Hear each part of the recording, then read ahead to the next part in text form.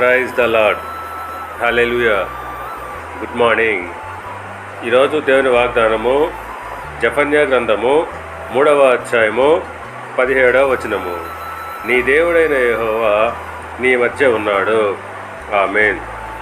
క్రీస్తునందు ప్రియులారా, యెరూషలేమా భయపడకము, సియోను ధైర్యం తెచ్చుకునుము, నీ దేవుడైన యెహోవా నీ మధ్య ఉన్నాడు అని దేవుడు వాగ్దానం చేస్తున్నాడు. అవును, భవిష్యత్తులో యెరూషలేము దాని ప్రజల విషయంలో ఈ వాగ్దానము నెరవేరుతుంది.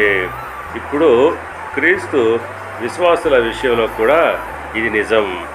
అవును, ఆయన మన మధ్య ఉన్నాడు. ఏ అపాయము మనకు కలగదు.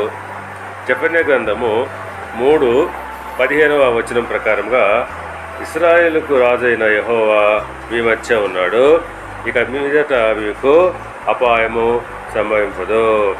అవును, ఇశ్రాయేలు రాజైన యెహోవా మన మధ్య ఉన్నాడు, ఇక మీదట అపాయం మనకు కలగదు.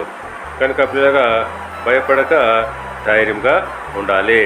దేవుడు మిమ్మల్ని దీవించి ఆశీర్వదించి వర్ధిల్ల చేయునుగాక. ఆమేన్.